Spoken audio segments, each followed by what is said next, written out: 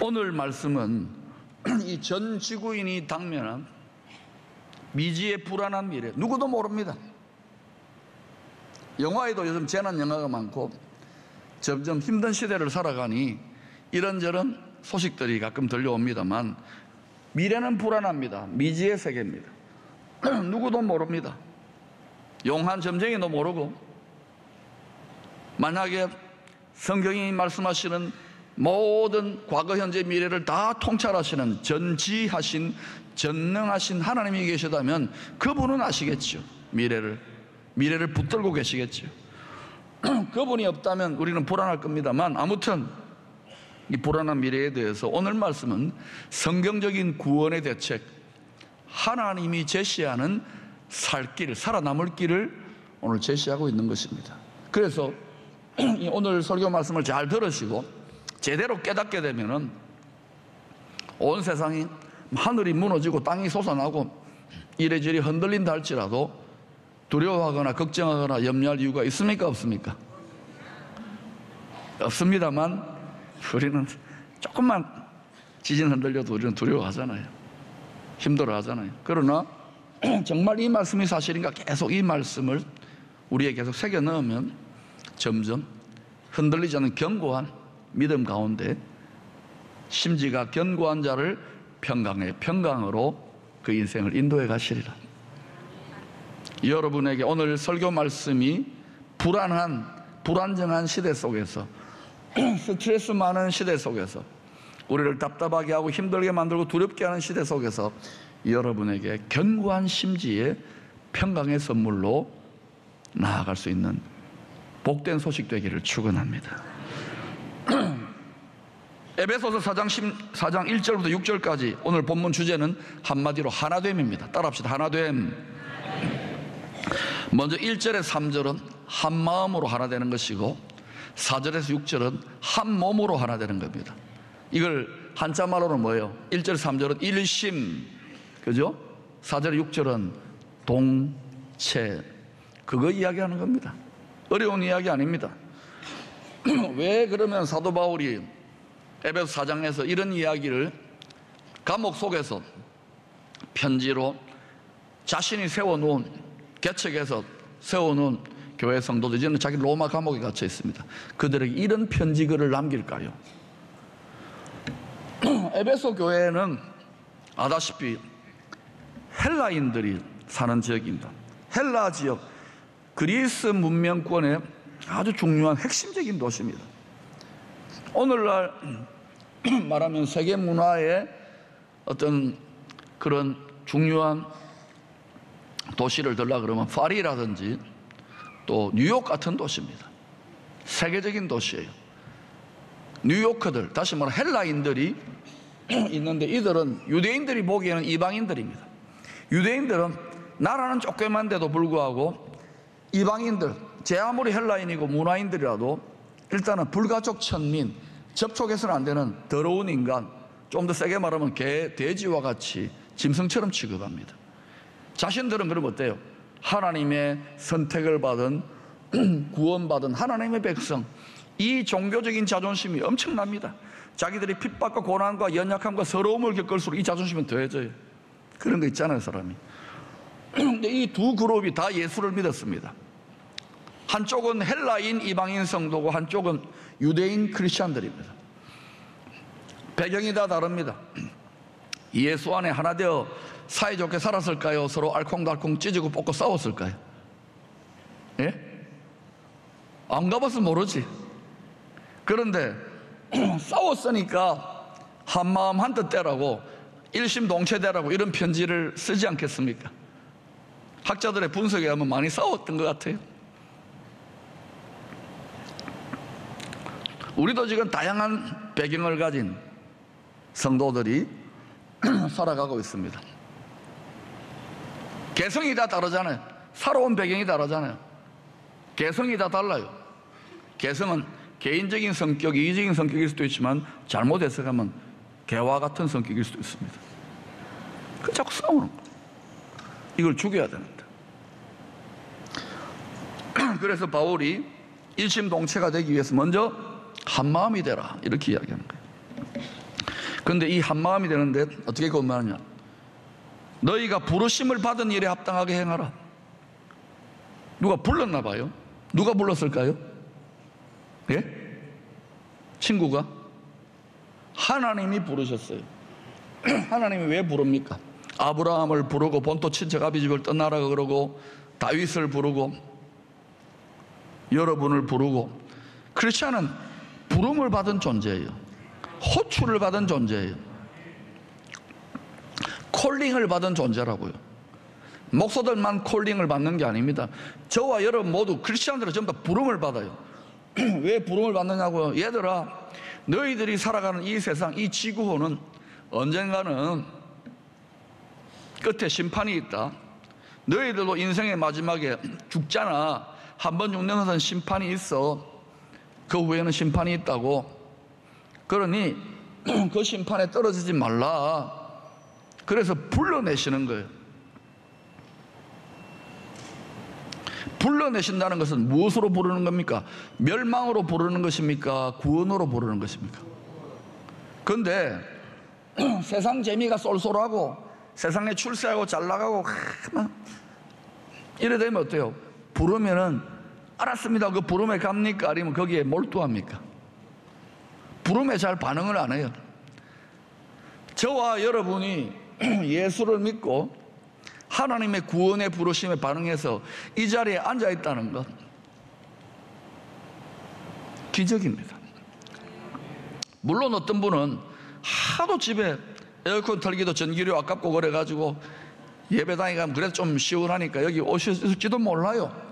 그래도 잘 오신 거예요. 하나님 부르신 거예요. 구원이란 무엇인가? 영원한 심판으로 떨어질, 어떻게 심판받는다는 건가? 노아의 때는 물이고 이제는 뭐예요? 예? 불로서 심판당해요. 핵무기가 10,000개가 넘어요. 이 세상은. 그 중에 몇십 개만 터져도 큰 일을 날 겁니다. 성경에 그렇게 기록되어 있고, 성경에 기록 안 돼 있어도 세상의 모든 지혜자들이 다 이렇게 자원이 많이 하고 나라가 안에 서로 어르렁거리고 위에서 만약에 단추 하나 누르면, 저쪽에 단추 하나 누르면 어떤 일이 날지 누구도 모르는 거예요. 그런 일이 언젠가는 일어난다라고 성경은 기록되어 있고, 많은 사람도 그렇게 예견을 해요. 지혜자들이. 그 대책이 있어야 될 거 아닙니까? 살 길을 찾아야 될 거 아닙니까?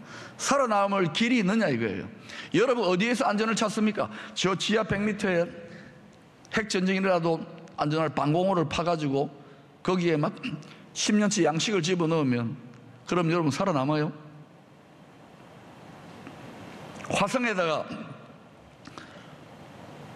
집을 분양받아가지고 거기서 가서 살면은 살아남습니까? 그건 인간적인 구원의 대책이고, 지혜자들이 기껏 생각하는 그 정도밖에 안 돼요. 저 같으면 절대 화성 프로젝트에 투자 안 합니다. 다른 목적으로, 과학적 의료 목적이나 이런 거는 모르겠지만은 하나님의 대책은 성경에 명백하게 나와 있잖아요. 주의 이름을 부르는 자는 구원을 받으리라. 주의 이름을 부르는 자는 살 길이 있으리라. 이걸 아무리 외치고 불러내는데도 반응을 안 보이지만 그래도 불러내야 되는 거예요. 왜? 많은 사람들이 세상에 중독되어 있어요. 술에 중독되어 있고, 마약에 중독되어 있고, 성에 중독되어 있고, 스포츠에 중독되어 있고, 텔레비에 중독되어 있고, 핸드폰에 중독되어 있고. 중독된 사람에게 그래도 말 안 들어도 불러내야 되는 거예요. 흔들어 깨워서라도. 여러분 포기하지 마시기를 바랍니다. 저와 여러분도 얼마나 흔들어 깨워가지고 고래고래 하나님이 고함 쳐가지고 이리로 불러내는지 몰라요. 그 속 터짐을 여러분이 지금 경험하고 있잖아요. 그런데 포기한다고요? 포기하면 안 돼요. 포기는 김치 셀 때 한 포기 두 포기지, 내 사전에는, 크리스찬의 사전에는 포기란 없어요. 불가능이란 없어요. 전능하신 하나님이 함께 하시는데. 그러니까 구원의 부르심을 받은 자는 어떻게 살라고요? 하나 되어 살라고. 하나. 싸우고 찢고 뽑고 하면 안 돼요. 하나 되어 살아야 돼요. 물론 싸우고 찢고 뽑을 수 있습니까? 없습니까? 싸우고 찢고 볶아도 볶음밥이다, 비빔밥에서 하는 게 아니고 또 먹고 살아야 돼요. 그런데 그냥 다시는 안 봐 그러면 안 됩니다. 왼수 같아도 또 살아야 돼요. 살아내야 돼요. 아멘입니까? 상처투성이라도 주님을 의지함으로 치유받고 또 살아내야 돼. 그만큼 우리가 관계에 장애가 있는 거, 사랑의 장애인이 되어버린 거예요. 그런데 어떻게 하나 되라고요? 성령이 하나 되게 하신 것을 힘써 지키는 게 부르심을, 구원을 받은 자의 첫 번째 할 일인데, 모든 겸손과 온유로 하고 오래 참음으로 사랑 가운데서 서로 용납하고 평안을 맺는 줄로 서로 하나 되라는 겁니다. 찔리는 사람 많지요? 저는 안 찔릴까요? 이 성령의 하나됨을 힘써서 지키고, 어느 정도 힘써서 죽기까지 힘써 지키고, 자기를 낮추어 죄인들, 자기하고는 상대가 하나님 아닙니까? 예수님은 죄인들은 죄가 덕지덕지 붙어있는 사람을 끌어안고 친구가 되고 오래 참으시고 용납하고 끝까지 사랑해 주신 분이 누굽니까? 예수님이에요. 예수님이 모델이에요. 하나됨의 모델. 다른 모델 없어요. 오직 예수님이 진짜 모델이 될 수 있어요. 그래서 하나 되려면 누구의 마음을 품어야 되느냐? 빌립보서 2장 5절에 나타나는 것처럼 그리스도 예수의 마음을 품어야 돼요. 여러분 읽어보십시다. 시작.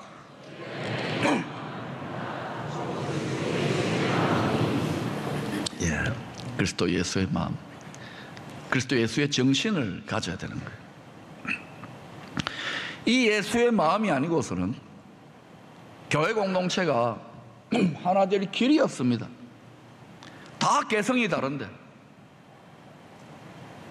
오늘날 교회 공동체가 복음을 전하고 전도하고 선교 안 해도 서로 하나님의 사람으로서 뜨겁게 사랑만 해도 세상과는 완전히 차별될 겁니다. 이 세상을 보세요. 얼마나 물고 뜯고 좌와 우, 진보와 보수, 남과 북, 뭐 얼마나 살벌합니다. 인터넷 댓글이나 서로 보면은 신앙의 칼날을 따라서도 서로 싸우고 물고 뜯고. 그러니까 서양 선교사님들이, 신학자들이 뭐라고 하느냐, 한국 교회는 예수와 그리스도가 싸운다고. 아주 어려운 말입니다. 이 말 비꼬른 말이죠. 왜 이렇게 되었을까? 우리나라가, 이 위대한 민족이 왜 이렇게 됐을까? 조선시대 500년 동안에 유교에 좋은 문화가 있으면 효도하고 이런 거 있지만 사색장쟁, 노론, 소론, 서인, 동인, 북인, 남인, 서북인, 동북인, 동동북인, 외구가 쳐들어오고 북쪽에서 오랑캐가 쳐들어와서 나라를 짓밟는데도 서로 물고 뜯고 양반이다 쌍놈이다, 우리 집안이다 아니다, 혈육, 지연, 학연 이러면서 찢고 뽑고 살았다. 그러니까 이렇게 왜소해져 버린 거예요. 우리 민족이 시급하게 극복해야 될 게 뭐냐면 서로 하나됨입니다. 적전 분열을 당하면 안 돼요. 그러면 어떻게 됩니까? 내 마음에 안 들고 속을 뒤집어 놓고 왼수가 들지라도 서로 용납하고 끌어안아야 되는 거 아닙니까? 오래 참아야 되는 거 아닙니까? 사랑해야 되는 거 아닙니까? 모델이 있어야 될 거예요. 이 모델이 누굽니까? 예수 그리스도. 다시 말하면 이 민족이 예수 정신 안에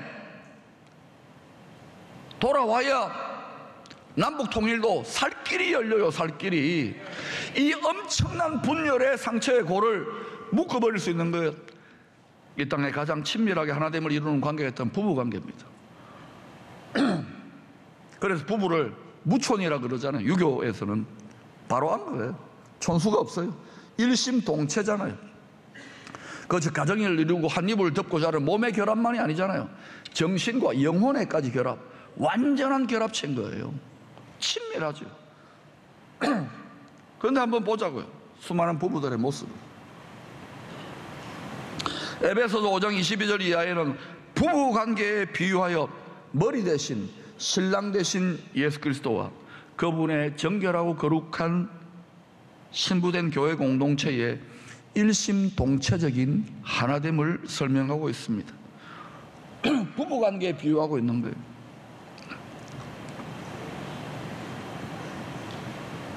그런데 제가 이 말씀을 묵상을 해보면서 이 하나 되기 위해 힘써 지키는 노력 중에서도 그 중에 참 힘든 것, 특별히 힘든 것이 무엇일까 생각해 보니까 서로 용납하는 거예요. 서로 용납하는 거예요. 서울의 어느 한 교회가 크게 부흥하고 있다라는 좀 신기한 소문이 들려와요. 요즘 교회들이 참 어렵습니다. 목사님들 만나보면 막 이렇게 행복하다, 막 부흥한다, 승리한다, 막 환하게 웃는 분들이 없어요. 그만큼 스트레스가 많고요, 힘들어요. 저는 힘들까요? 행복할까요? 이때 부르는 찬송이 알 사람이 없도다.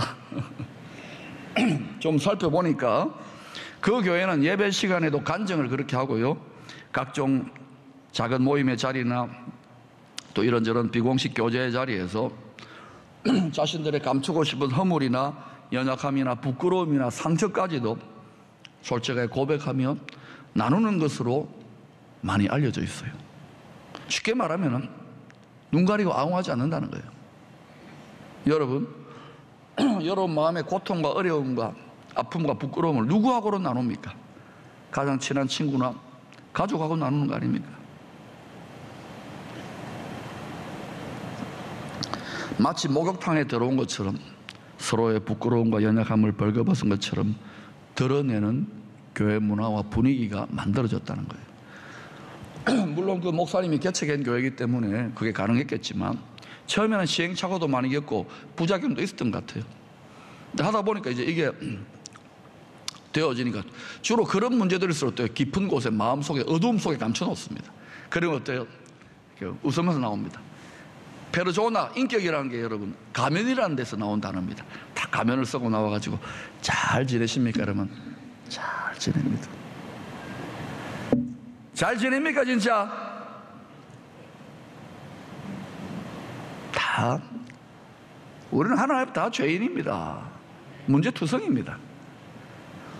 제가 여기에 조명빨을 받고 여러분에게 막 이렇게 담대하게 설교를 하니까 아주 거룩하고 진짜 거룩합니다. 근데 여러분 죄인의 개수입니다. 이게 죄인의 개수라서 개수인 것도 있겠지만 성령께서 티끌 하나 없는 완전한 영광의 거룩의 하나님의 영이 저를 비추면은 목사가 된 지 몇십 년이 됐는데도 지금 들여다보면 또 문제투성이거든. 그래서 죄인의 개수구나 구제불능이고 우리가 하나님을 의지할 수밖에 없어요.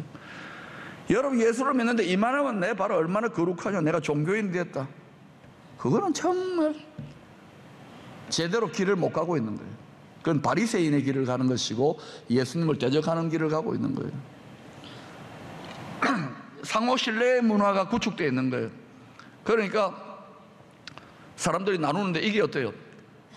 빛 가운데 나누는 거예요. 감추고 싶은 어둠 속에 있는 문제들을 빛 가운데 드러내니까 아이고야 저 사람은 멀쩡하고 좋아 보이는데 빛 가운데 드러나니까 니도 그랬나 나도 그렇다. 자랑하면 질투하지만은 고통을 아픔을 내놓으면 어때요? 니도 그렇나? 그래도 또 못된 사람들이 있어요. 이걸 들으면 바라바라 저 인간 안 된다니. 그리고 뱅뱅 돌아가지고 어때요? 뒤통수를 탁 때린다고요. 그러면 안 되는 교회는 어때요? 다시는 내가 내 마음과 내 고백을 하는 간증을 하는지 바라고 딱 마음을 닫아버려요. 그러면 그 교회는 어떻게 될까요? 잘 지냅니까? 잘 지냅니다. 이렇게 체면의 공동체가 되는 거예요. 교회는요 체면의 공동체가 되면 안 됩니다. 서로의 죄 고백을 하고 연약함을 고백하고 물론 한계는 있겠지만 고백의 공동체, 치유와 회복의 공동체, 빛의 공동체가 돼야 됩니다. 빛으로 나왔습니다. 목욕탕으로 나왔습니다. 그러면 옷을 벗고 때를 벗겨야 되잖아요. 목욕탕에 와가지고 가만히 구경만 하고 옷 입은 채로 그리고 나간다면 그 사람 정신병자 아닙니까? 목욕탕에 들어오면요 그냥 그게 그거예요. 배가 좀 나와도 여러분 다 거기는 몸매가 좀 안 돼도 목욕탕에는 다 옷 벗고 때밀어야 돼요. 그게 부끄러우면 운동을 좀 하시든지. 빛 가운데 오면은 빛이 드러나야 돼요. 여러분 곰팡이 핀 이불 어때요? 어머니들 이렇게 여름에 햇빛 좋을 때 다 늘리는 거 아닙니까? 오늘 나가서 햇빛 늘리세요. 오래 묵은 곰팡이 핀 옷하고 이런 거. 그래서 소독을 해야 되는 거예요. 이 교회가 왜 부흥을 하는가? 별거 아니에요 보니까. 그렇게 문화가 만들어지니까 자꾸 이렇게 그거를 고백을 하고 서로 나누니까 거기에서 성령께서 치유하시고 어둠을 이기는 게 빛이니까 치유하고 회복되고 막 펑펑 울고 이러는 사람들이 나타나니까 팡팡 대박이 나는 거예요. 펑펑 막 팡팡 치유의 눈물이 나타나니까 이게 복음을 자랑하지 않을 수 없어. 왜? 능력이 있으니까. 왜 복음이 무능한 것 같습니까? 다 감추어져 있으니까.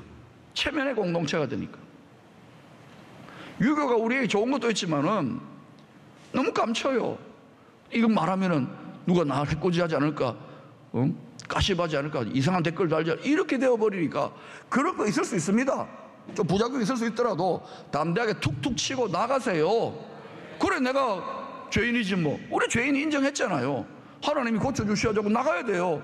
나 그래 죄인의 교수다 왜 하고 나가야 돼요. 거룩한 뻔뻔스러움을 좀 가지라고요. 그렇게 하다 보면 여러분 인생이 치유됩니다. 회복됩니다. 담대해집니다. 지금까지 기쁨의 교회 잘해오셨어요. 72년 되었어요. 조금 더 이런 교회를 벤치마킹해서 여러분 나누세요. 허물과 연약이 있더라도 부끄러움이 있더라도 끌어안으세요. 용납하세요. 기도하세요. 정죄하고 판단하고 쑥떡쑥떡 씹지 말고요. 끌어안으세요. 우리는 다 문제투성이에요. 그러니까 예수님이 필요한 거 아닙니까? 제가 왜 목사가 됐을까요? 제일 문제투성이니까 예수를 믿게 되었어요. 목사가 되었어요. 이어서 이제 한 몸이 하나가 한 마음이 되었으면 이제 한 몸이 되어야 될 거 아닙니까? 그걸 4절에 6절에 다루고 있는 거예요. 에베소서 1장 10절은 6절에 나타나는 만유를 통일하시려는 하나님의 뜻을 이렇게 설명합니다. 하늘에 있는 것이나 땅에 있는 것이 다 그리스도 안에서 통일되게 하려 하십니다. 여러분, 하나님의 뜻은 이 모든 천하 만물을 예수 그리스도 영원히 흔들리지 않는 반석이신 예수 그리스도 앞에 이 흔들리고 불안하고 근심과 염려에 시달리는 이 세상을 영원토록 요동하지 않는 예수 그리스도의 반석 위에 딱 세워가지고 하나님 나라를 그리스도 안에 통일하는 그것을 하나님이 작정하셨어요. 이것을 거스리거나 방해하거나 대적할 자가 있습니까? 없습니까? 이것을 시기 질투하고 방해하는 자가 누굴까요? 원수막입니다. 지가 하나님이 돼야 되는데 그래서 짝퉁 통일을 많이 만들어요. 종교적 분쟁이 많으니까 다 똑같은 것이 종교다, 그게 극이다 이렇게 해서 통합적인 주장을 하거나 종교 통합적인 주장을 하거나 아니면 아까 호킹 박사가 이야기한 것처럼 전 지구적인 어려움이 있으니까 대단한 카리스마적인 영웅적인 지도자를 세워가지고 전 지구적인 문제를 해결하자, 그에게 모든 걸 다 몰아줘서 그를 중심으로 통일이 되고 하나 되자. 그건 짝퉁 통일, 위장된 통일, 임기응변의 통일입니다. 잠깐은 평화나 통일이나 좋은 일이 있을지 몰라도 어떤 일이 일어날까요? 미혹당하면 안 되는 거예요. 앞으로 그런 일이 성경을 보니까 일어날 것 같아요.